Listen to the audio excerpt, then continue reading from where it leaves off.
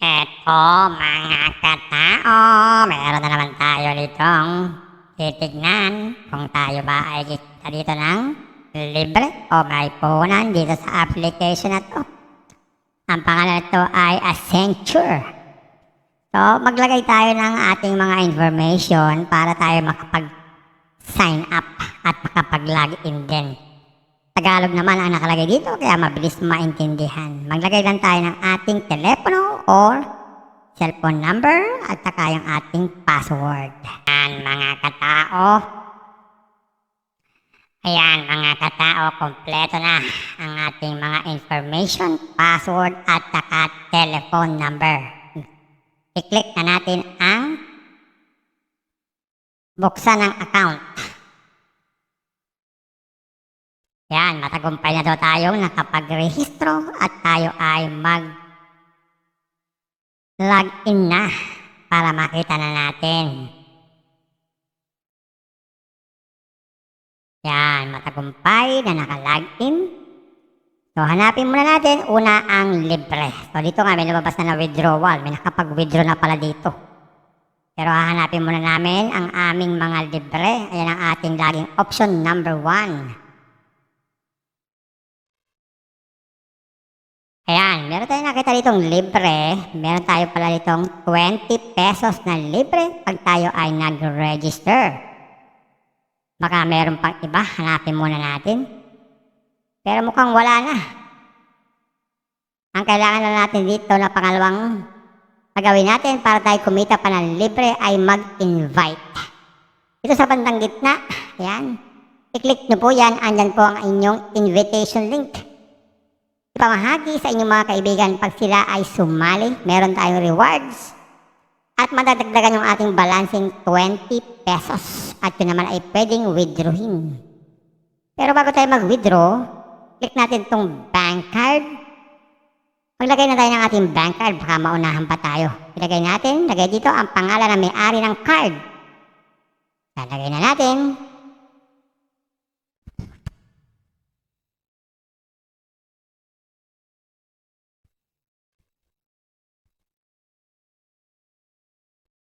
Ayan, tapos yung ating numero ng ating GCash.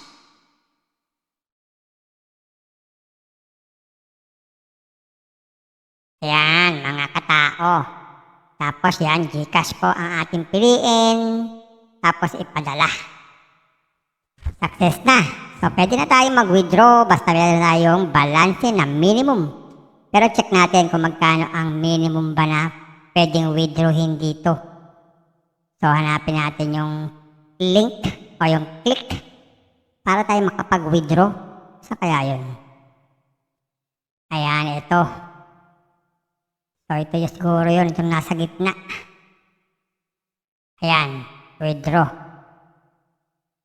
Patakaran. Ayun, ang minimum pala dito, mga katao, ay 100 pesos. Pag may 100 tayo dito, ilagay lang dito yung amount 100. Ayan. Tapos, confirmay ng withdrawal. Pero wala pa tayong with 100 pesos na pwedeng withdrawin. So, magtatrabaho muna tayo. Pero pwede raw mag-invest dito para daw tayo mapabilis ang withdrawal. Back tayo. Check natin yung mga inaalok sa atin dito na investment. Itong una, ang halaga daw ay 200 piso. Meron daw itong 40 pesos araw-araw na kita. Sa loob yan ng 40 araw. Ang susunod ay 400 na merong 84 pesos na kita araw-araw. Ang susunod naman ay 800, 2,000 at yung pinakamalaki, check natin. Ang pinakamalaki na pwede natin invest, 50,000 na meron daw itong 14K every day. So, ayan yung mga pagpipilian natin. Yan yung option number 2, mamumuhunan tayo. So, piliin natin itong 2K. Yan, sabi dyan, mag-invest. Sabi, hindi ito sapat ang ating balanse. So, dito pala, inuuna dapat magre-recharge bago mag-invest. So, sa pagre-recharge, dito sa bandang kaliwa sa baba, positive dito sa kaliwa. Yan, pili tayong halaga dito, 2,000.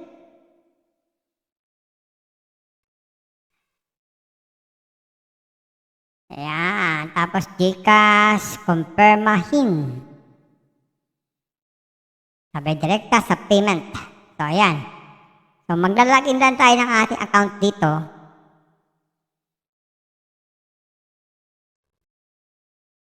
Ayan, tapos next.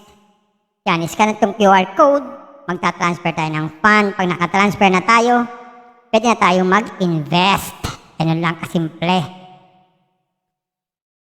Pack muna tayo. Ayan, meron pala dito silang customer service dito in case na meron daw tayong problema. Pwede silang kontakin. Ano pa ba? At dito, pwede tayong sumali sa ating mga team para makita natin at pwede natin ma-check ang ating history ng ating kita, pati ang ating dineposit. At pwede tayong lumabas o mag-log out anytime. So ayan mga katao, sa application, kayo nang bahala mag-decide kung kayo ba ay sa libre o sa may puhunan. So ingat-ingat lang sa pagpili mga katao, baka tayo magkamali.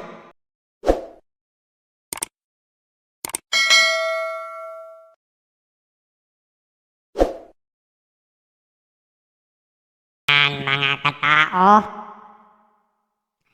Ayan mga katao, kompleto na ang ating mga information, password at saka telephone number. I-click na natin ang buksan ng account. Yan, matagumpay na daw tayong nakapag-rehistro at tayo ay mag-login na para makita na natin.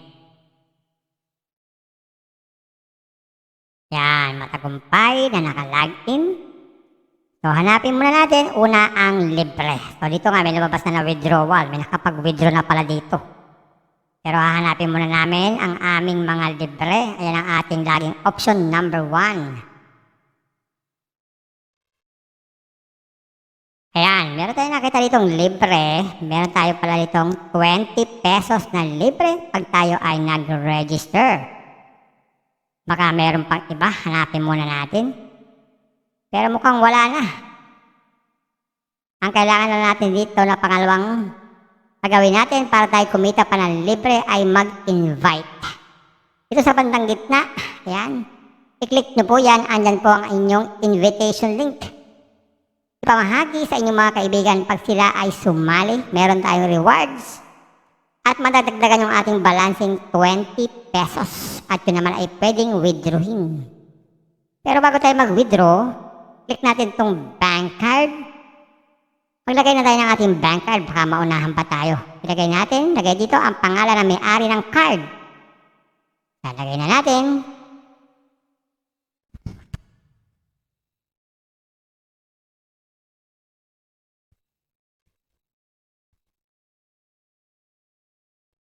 Ayan, tapos yung ating numero ng ating GCash.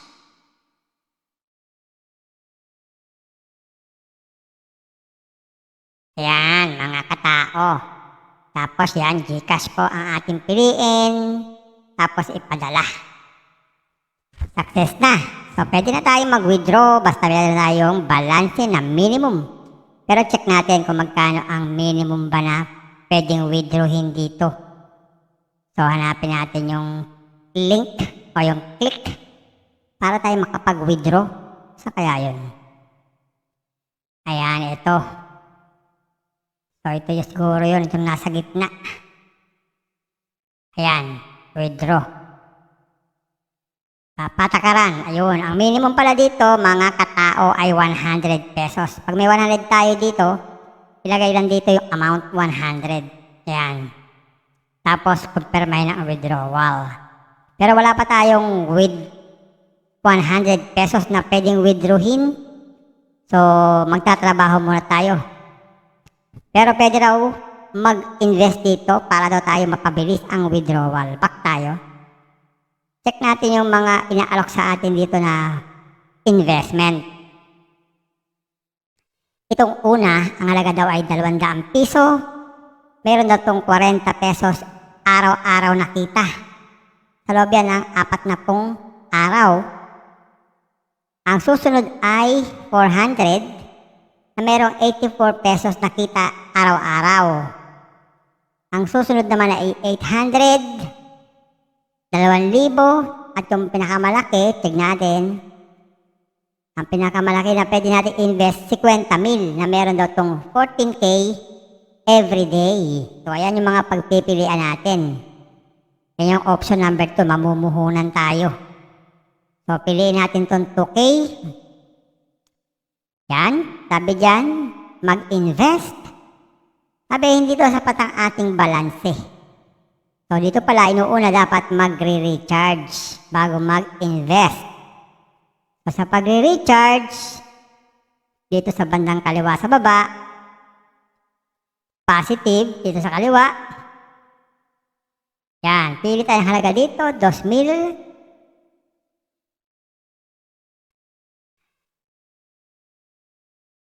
Ayan, tapos GCash, confirmahin.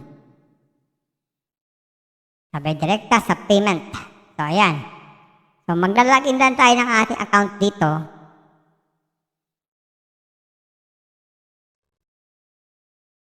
Ayan, tapos next. Yan, iscan itong QR code. Magta-transfer tayo ng fund. Pag nakatransfer na tayo, pwede na tayo mag-invest. Ganun lang kasimple. Pack muna tayo. Ayan, meron pala din silang customer service dito in case na meron daw tayong problema. Pwede silang kontakin. Ano pa ba? At dito, pwede tayong sumali sa ating mga team para makita natin at pwede natin ma-check ang ating history ng ating kita, pati ang ating dineposit. At pwede tayong lumabas o mag-log out anytime. So, ayan mga katao, sa application, kayo nang bahala mag-decide kung kayo ba ay sa libre o sa may puhunan. So, ingat-ingat lang sa pagpili mga katao. Baka tayo magkamali.